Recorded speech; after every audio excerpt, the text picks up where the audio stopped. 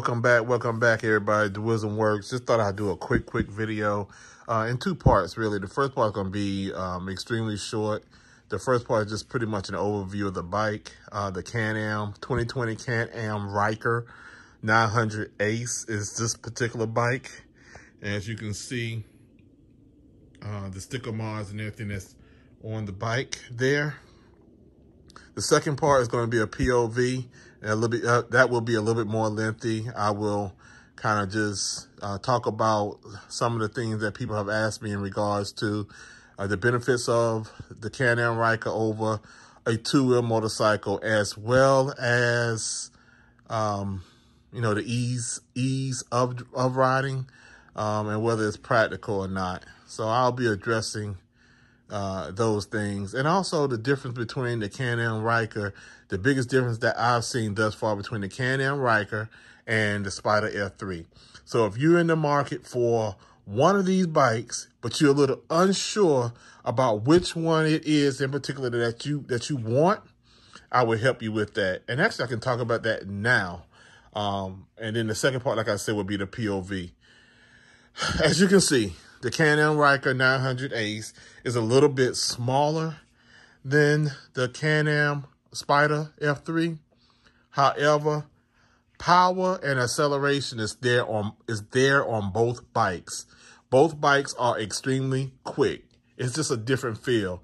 On the Spyder F3, it's more torquey. It feels more beefy. It feels more, the power is there, but it seems like it doesn't respond as quickly as that Ryker. Trust me, I ride both of them all the time, and I know the difference.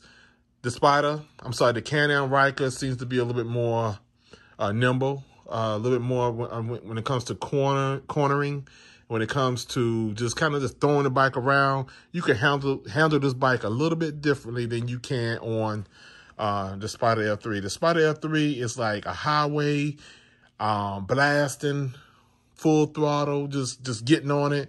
It's a beast. It's a beast. But the Can-Am Ryker is just a lot more fun in terms of cornering and just, you know, just around the back roads and things of that nature. They both are fun, though. As you can see on the Spyder F3, I did add the windshield gauge up here. The gauge windshield up here, as well, like the foam mount. I do have the Two Brothers exhaust on there. The Two Brothers exhaust was extremely loud, extremely loud. I do like that. However, I had to throw it down a notch, so I stuck a baffle up in that bad boy. And let me see, can I get to it and show you what I'm talking about? I threw a baffle in there. As you can see, it's that little golden piece in there. And they brought it down at least 8 decibels. So that was a big help. On the Can-Am Ryker, I do not have an exhaust on there. Kind of like not having an exhaust on this one. And I think I'm going to keep it that way for a while. But you can see some of the accessories that have been added to the Can-Am Ryker. The mirrors here, that's actually a stick-on mirror on top of the factory mirror. So it's a mirror on top of a mirror.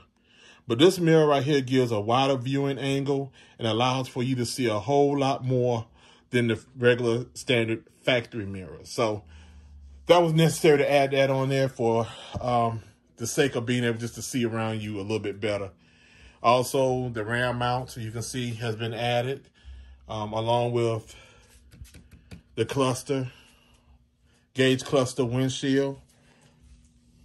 And actually, when you order the gauge cluster windshield, it comes in standard black. You have to actually order the color that you want to go on the front of it, the sticker. So I ordered white. What was the name of that white? I start with an I, and I can't remember. But anyway, it matches. It's the same white that's on the panels. It's the same white that's on the gauge cluster windshield. Also, you can see the other sticker mods on there in the radiator area, on the hood, the body of the bike, inside the tires as well. Also added that foam mount not phone mount, I'm sorry, cup holder, which is a benefit. The max mount along with the storage container. So that's just some things on that particular bike. On the L3, also added in the fog lamps right there on each side. And then change the emblems out. I'm waiting on the emblems to come in for the Ryker. Once those emblems come in, that BRP emblem will be replaced with just a Y for the Ryker. It'll be the same Y like that, but it'll be down here on that. So just, you know, some little things trying to do to it. But I'm going to do a POV and let you all see that and check that out and tell me what you guys think. Like I said, they both are fun riding. I will go ahead and say that the benefits of owning a Am Ryker over a two-wheel motorcycle is if you are a person who has recently has some physical limitations, such as hip surgery, knee replacements, bad back, whatever the case may be, but you still want to ride. You just can't get it out your blood. You still want to ride. Then the Am Ryker may be something to look into because you don't have to worry about balancing. You still have to use some muscle and still use some upper body strength when it comes to cornering and things of that nature. And it is different than a motorcycle, but it is less strenuous on your body. I would just only suggest and recommend that you consult with your doctor, your physician, before doing so. Don't say, well, I heard that if you have a bad back, you can go get a Am Ryker. No, that's not what I'm saying. I am saying it could be a good, possibly a good solution for you. And I'm only mentioning that because I had several people approach me at a gas station. Every time you get gas, someone approaches you. So, and I've been approached several times at gas stations with people saying, yeah, hey, look, I got a bad back. Do you think I can handle this? Or I have a bad back. This is what I've been looking at to get because I can't give up that bike feeling, that outdoor experience. So, just something to consider. I would never say or never give up on two wheels. I love two wheels. I started out on two wheels. I will say that the benefit of a Ryker over two wheels is that, like, again, you don't have to worry about the balancing. Then also, gravel is not the enemy anymore to a degree. Gravel actually can be quite fun on the Am Ryker or the Spyder L3 because you can kind of kick it around, fishtail, and things of that nature. So on the Ryker, you know, when you're on a two-wheel motorcycle, you approach gravel. Everybody know who ride two wheels that when you get to gravel, it can the front tire can slip from under you. Anything can happen on gravel, and it's just not a pretty scene for motorcycles in a lot of cases. But on the trikes, you don't have to worry about that. On the Rykers and the Spyder, you don't necessarily have to worry about that. So that's a major benefit of it right there. And what else? You all drop some comments below and let me know what other questions you have in relation to the comparison between the Spyder F3 and the Am Ryker. I can give you that perspective since I have both bikes. I can give you that perspective and answer your questions. I was on the Spyder L3. Here's a big one. Here's a good one for you. On the Spyder L3, it's a little bit easier to turn. Power steering versus more manual steering on the Am Ryker. So on the Am Ryker, you have to give it a little bit more muscle. On the Spyder L3, it's just like an easy turn. So in regards to that part, that's a big difference. What else?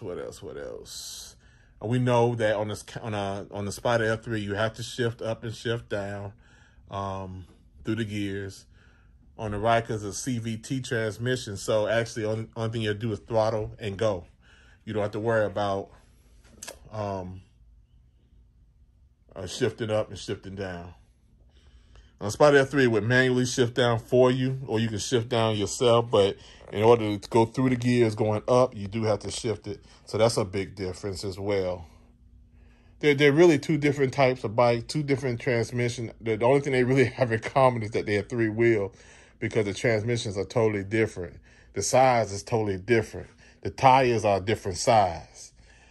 So it's a different experience, different ride. The Rykers are a lot more customizable. You can go to various websites and you can, get all kind of accessories for the Ryker. You can get the RLS exhaust with the Spyder turbo, Trill Performance, Brandon King's exhaust. So there's so many different things you can do to the Ryker. All the different panels you can put on the bike, from the hood panels to the max mount, to the gauge cluster.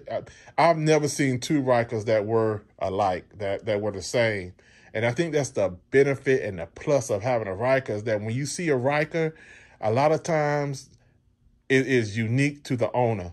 The only time you see a Ryker that's actually looking the same is when it was just purchased and it may be a rally or maybe an ace, the standard way it comes, and that's the only thing. But I tell you what I've always seen is that it doesn't take long for guys and girls to go out there and start customizing their bikes immediately. Start going to all these different websites. I'm not going to plug the website because they don't give me anything for free. So I'm not going to plug them. But if you ask me where I purchased some of the stuff from, I'd be more than happy to share it with you. But they're not giving me anything, so, not right now. But if you ask me, I'll give it to you. But anyway, you can go to various websites and you can get all the accessories and everything that you need on these bikes. All the sticker mods. This sticker did not come on the panel that says Ryker. I added that on. So you can make it definitely uniquely yours and basically a one type of situation. What else?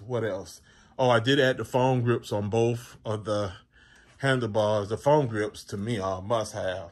It just gives you a fatter grip in your hand, makes your hand less fatiguing your hand, just more comfortable. So I definitely like the hand grips as well, the foam grips as well. Other than that, I think that's about it on the bikes. Like I said, this video is for those who are considering, just torn between the Spyder F3 and the Can-Am Ryker. You're just not sure. You keep going to the dealership, you're looking at both of them, and you're not quite sure which way to go. So I hope that I've said something that was a benefit and helpful to you in your decision for which bike that you're going to use or get. If not, and you want clarity on something, I am here. I would love to share feedback on my experiences and answer any questions that you have. It could be a question I just haven't thought of at the moment. So holler at me, let me know, put it in the comments. I promise you I will respond with any to any of your questions and give you feedback. I appreciate each and every one of you. If you like this video, if you can just please show me some support, show me some love, and like this video and subscribe to the channel. I would greatly appreciate it. Duism Works. I appreciate it. It's your boy, Duism Works, out.